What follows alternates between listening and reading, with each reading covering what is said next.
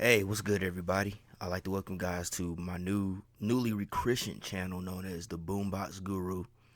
Yeah, that's the name of this channel going forward. I'm your host, LB, and today I wanted to do another album review for you guys. Now, this particular album and this particular band that I'm going to be talking about today isn't exactly a band that's well known, especially over here in the States. So the album that I wanted to talk about is an album called Earth versus the Wild Hearts by The Wild Hearts. That's the album I wanted to talk about today. I've been on a Wild Hearts kit for about the past few days, and I decided I wanted to do an album review on their debut record, which came out back in 1993, originally on East West Records. And for those of you who don't know who the Wild Hearts are, they are a British rock band that formed back in 1989 by frontman, principal songwriter, lyricist, and vocalist Ginger Wildheart. The band, they hail from the town known as Newcastle, England. And yes, they come from the same town that metal band Venom is actually from too. Yeah, they hail from Newcastle as well. So I thought that was kind of interesting too. But yeah, the band formed back in 1989 by Ginger Wildheart. I don't know if I mentioned he's also one of the guitarists in the band too. But yeah, I think he has spent time in a couple of other bands before the Wild Hearts. He got kicked out of those bands though because they couldn't handle him.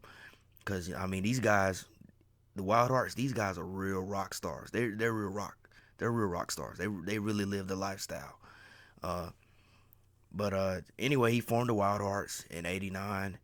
Uh, they put out their first releases, I believe, in the early '90s. They released two EPs prior to this album, and actually, my version of the album, which is a reissue, that came out in 2010, it actually includes those first two EPs on the second disc. I might do a review on those one day because those are some great songs as well. But yeah, they put out two EPs prior to this album, and they released this in 1993 on East West Records over here in the UK, and I think came out on Bronze Records excuse me, on East West Records in the US, and I think it came out on Bronze Records over in the UK.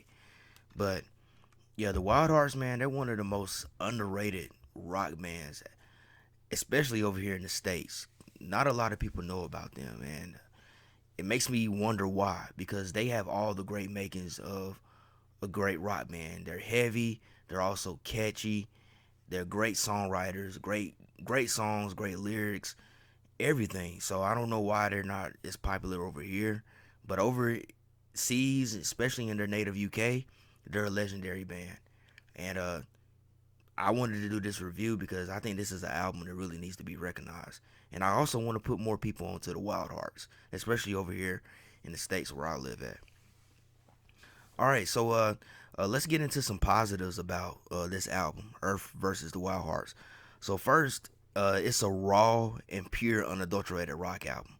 That's that's pretty much what it is, man. This is a purely great rock album. No ifs, ands, buts about it. It has all the makings of what a great hard rock record is supposed to be like, man. It's got the catchiness, it's got melody, but it's also got those heavy riffs as well.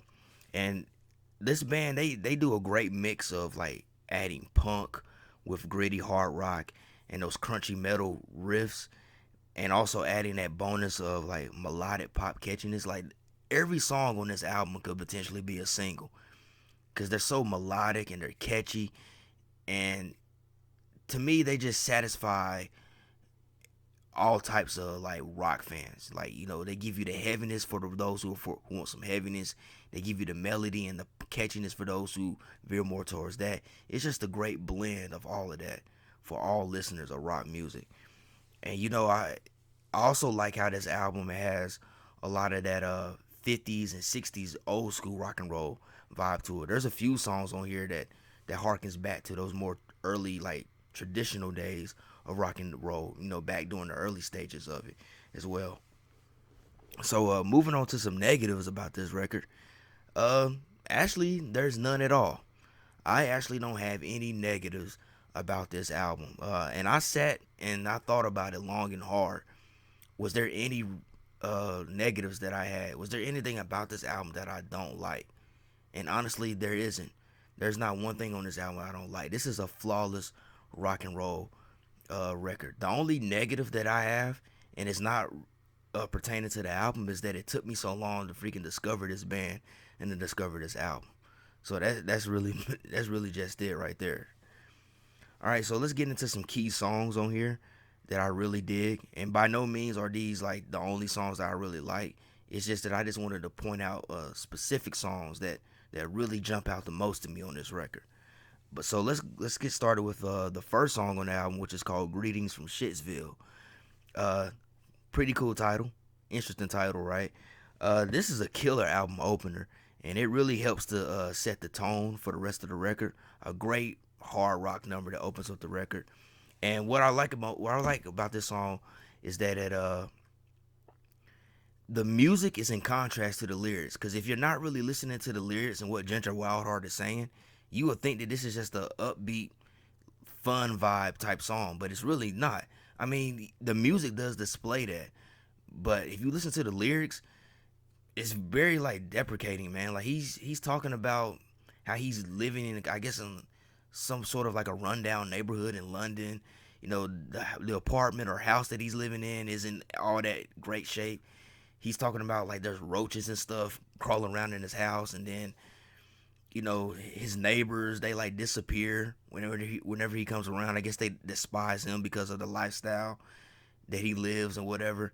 So it's not really a happy song, even though the music kind of makes you think it.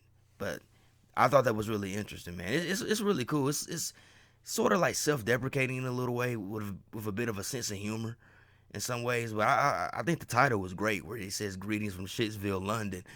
I think that's just an awesome title. But then we go to the next song. This is the next song on the album called "TV Tan," which this was actually one of the singles from the record, I believe. I know they shot a video for it. Again, "TV Tan" is another song where the music is in contrast to the lyrics, because the music is a very upbeat, melodic, hard rock song. But when you listen to the lyrics, Ginger's actually talking about, at least what I take from this track, he's talking about people who just are lazy and they're just sitting around watching TV all day, and they're not getting out and doing anything. They're basically just letting life pass them by. They're just sitting in front of a TV, hence the title, "TV Tan." But really cool song, man. Very melodic, catchy. Matter of fact, I was at work today and I found myself I found the song just going around and around in my head all day. And then we get to another song on here, which I think, yeah, this is the next song after "TV Tan." This is "Everlone." One of my favorites, one of my all-time favorites on this record. And this is probably the most progressive song on the album, because it's one of the more longer compositions on here. And also throughout the song, they keep it very interesting, man, because there's all kinds of multiple tempo changes and melody changes. I mean, in a lot of ways, it's almost like you're listening to several different songs in one song. So that's what I like. That's what I really like about this song, and it's also somewhat of a foreshadowing of where the band will be heading with their next few albums. Because after the Earth versus the Wild Hearts, their next few albums, they started to display more of an ambitious, almost proggy element to their sound. They still kept that signature sound of the Wild Hearts, but they just became more technical and just more proggy in some ways. And when I say technical, I don't mean like Dream Theater technical, but I mean they're great musicians though. Don't get me wrong, but yeah, it's just a foreshadowing of where they will head with their next few releases. And then there's "Caffeine Bomb," which I would say this is the most punk song on the record. It's just a straightforward punk song. I think the song is only like a minute and a half long, or maybe 2 minutes, but it's short and to the point like a punk song is.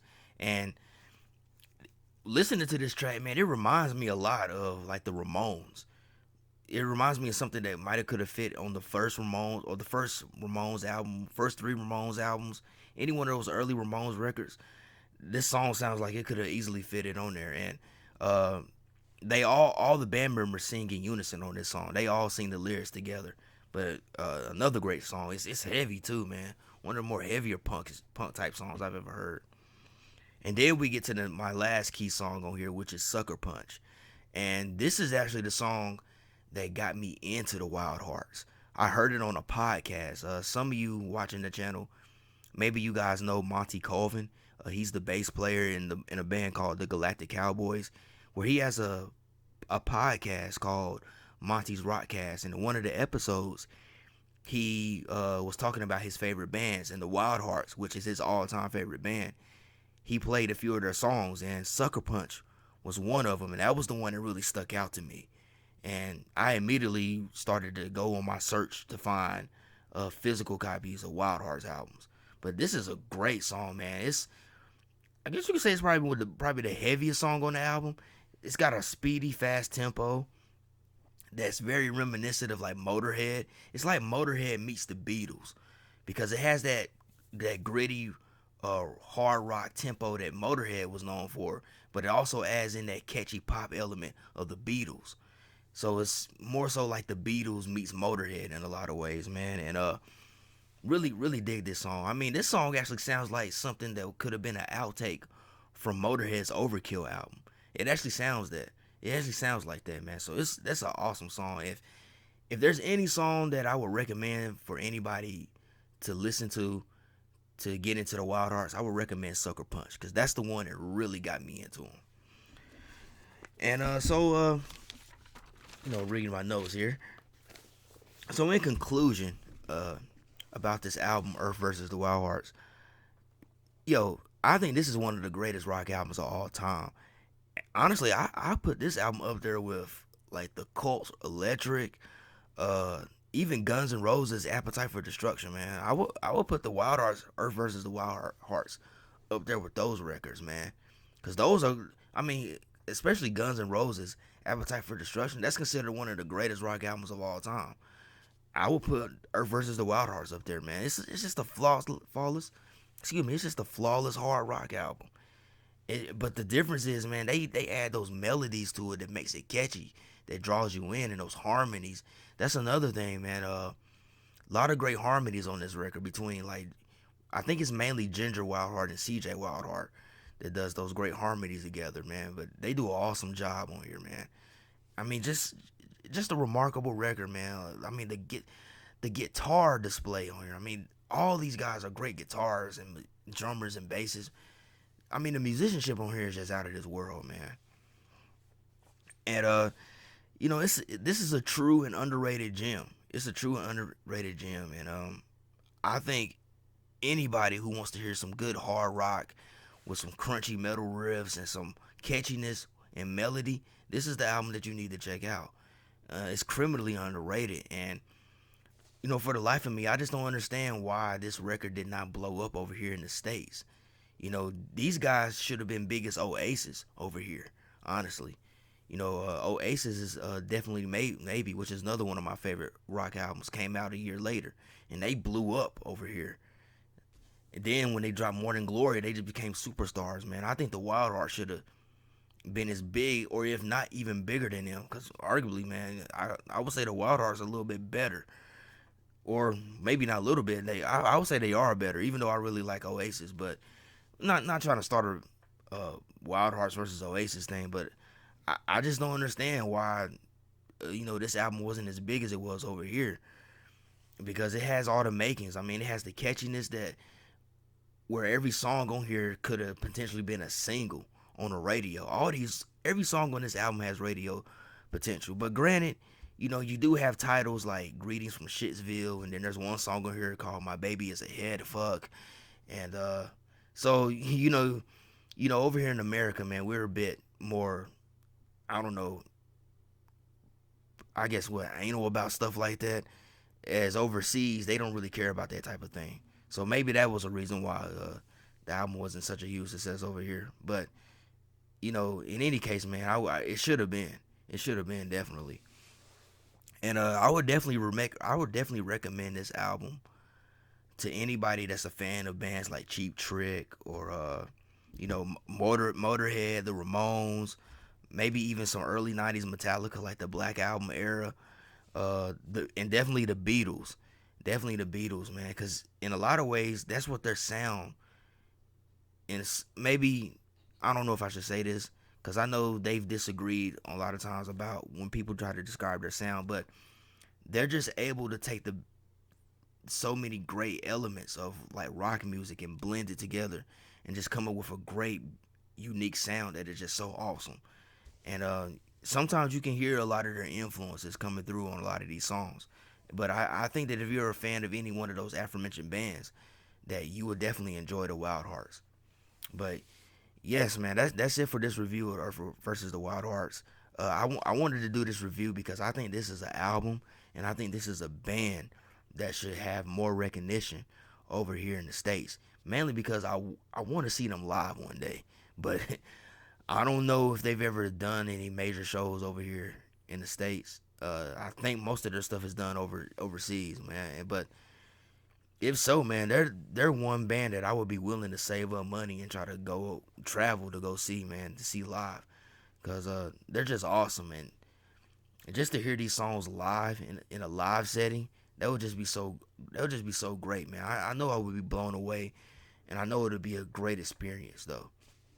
But a big shout out to the Wild Hearts, for putting out such great material. I mean, by no means is the Earth versus the Wild Hearts their only good album. They have several good records. They even the more recent albums are really great too. So, but I think this is a great starting point for anybody that wants to get into this band because they're great, man. This is just great music. So that's it for this review. I hope you guys enjoyed, and I hope I inspired or persuaded some of you out there to go ahead and check out the Wild Hearts, man, because I really want more people to know about this band. But if you like this video, go ahead and hit that thumbs up and like it because it helps, give my videos exposure. Puts it in recommendations where other people and a lot more people can see it. Subscribe to the channel, now known as the Boombox Guru. Check out all my other videos. I have tier list on there. I got albums ranked. I have some videos where I'm just showing my CD collection of certain artists and bands. I even got some podcast episodes that I worked on like towards the end of last year and stuff. So definitely check me out, man. Check out the videos and support me. Share it on other social media platforms and stuff of that nature. Share it with anybody who you think might be interested. And as always, I hope everybody has a blessed day and a blessed rest of the week. And love, peace, and music. Peace out.